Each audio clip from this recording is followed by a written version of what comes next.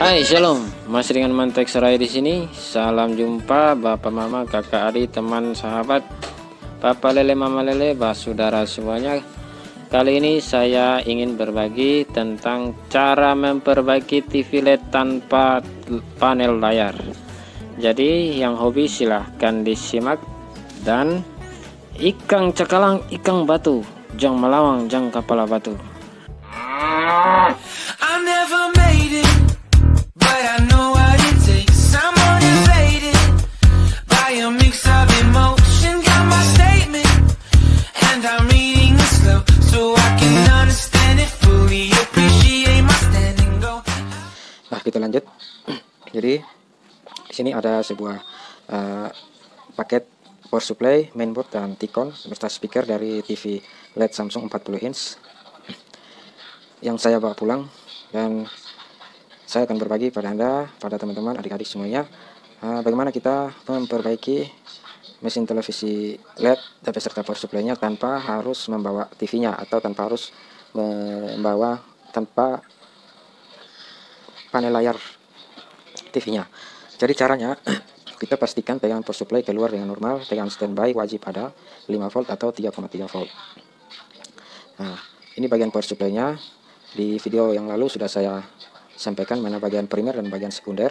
Itu ditandai dari garis putih itu yang membatasi primer dan sekundernya, blok primer, blok sekunder.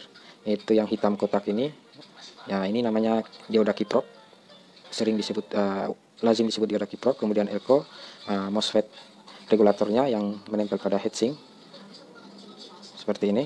Jadi gejalanya itu TV ini mati total, lampu LED indikator, lampu kecil yang di depan casing TV itu tidak menyala, tidak berkedip, bahkan tidak redup pun tidak. Jadi gejalanya seperti itu. Setelah melakukan pengecekan di rumah pemilik itu, elko besar bagian suplai tegangan ke backlight jebol atau kembung sudah diganti dan power supply sudah normal. Trafo yang kecil itu trafo untuk tegangan backlight. Beda tipe, beda TV itu ada yang menggunakan, ada juga tidak. Ini komponen-komponen yang sudah pernah saya singgung, ada dioda dan kapasitor-kapasitornya.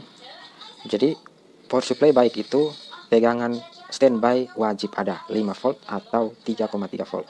Di tipe ini, Samsung ini dia menggunakan 3,5 volt. Jika tegangan 3,5 volt sudah keluar, itu artinya power supply 80% normal.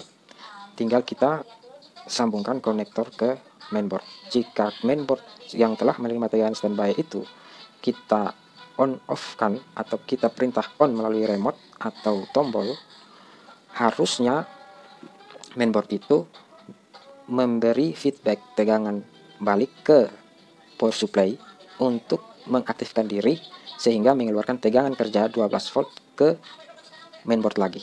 Seperti itu cara kerjanya. Nah, caranya kita bisa mengetes power supply-nya sendiri tanpa mainboard. Kita menghubungkan tegangan enable dari mainboard yang tidak ada, misalnya itu kita hubungkan ke tegangan standby atau tegangan 5 volt. Itu sebagai pengganti perintah on dari mainboard. Ketika kita hubungkan seperti itu dan power supply-nya bisa mengeluarkan tegangan 12 volt dan tegangan-tegangan lain seperti enable backlight dan enable dimmer, itu artinya power supply dalam kondisi bagus. Nah, bagian yang ini adalah bagian dari backlight yang untuk lampu latar belakangnya ada dioda. Nah, ini diodanya. Ciri dari bagian blok ini baik itu setelah dioda dan sesudah dioda tegangannya harus lebih tinggi setelah dioda. Jadi ketika kita mengukur tegangan setelah dan sesudah tegangannya sama, itu artinya blok inverter backlight-nya belum bekerja. Bisa MOSFET-nya yang ini yang rusak, atau bisa juga IC driver MOSFET-nya di sebelah yang kecil itu, yang kaki banyak. Itu drain daripada MOSFET, ini source-nya, kaki source-nya, ini kaki gate. Kaki gate mendapat tegangan trigger dari IC drivernya yang di sebelahnya. Oke. Jadi kita ukur di drain itu kan terhubung dengan anoda dari dioda. Ukur di situ tegangan. Kalau sama dengan tegangan setelah dioda, maka blok itu atau drivernya atau MOSFET-nya tidak bekerja. Oke. Sekarang tinggal kita ukur di mainboard-nya lagi.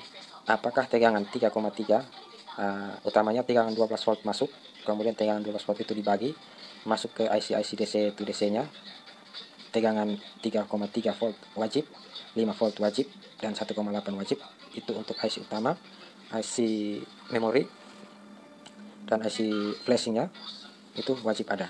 Jika tegangan semuanya hadir dan normal, tetapi masih juga belum bisa hidup mainboardnya, maka kita bisa menganalisa terjadi kerusakan data pada IC memorinya, korup. Datanya korup disebabkan karena rusaknya power supply yang awal tadi, sehingga menyebabkan data-data pada IC memorinya korup.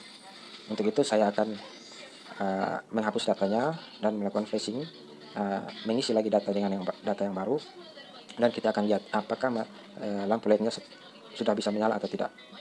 Kalau sudah menyala, tinggal kita ukur tegangan output dari mainboard itu ke T-con yang ini. Setelah lampu LED nyala, bisa diperintah on off, kita harus ukur tegangan ke T-con ini untuk membuktikan bahwa mainboard sudah bekerja normal dan T-con sudah menerima tegangan kerja. Itu tandanya bahwa siap dipasang ke layar. Tetapi jika setelah melakukan flashing dan kondisi masih tetap sama, maka tidak ada cara lain selain kita mengganti IC flashingnya, IC memorinya, atau chipset utamanya yang bermasalah.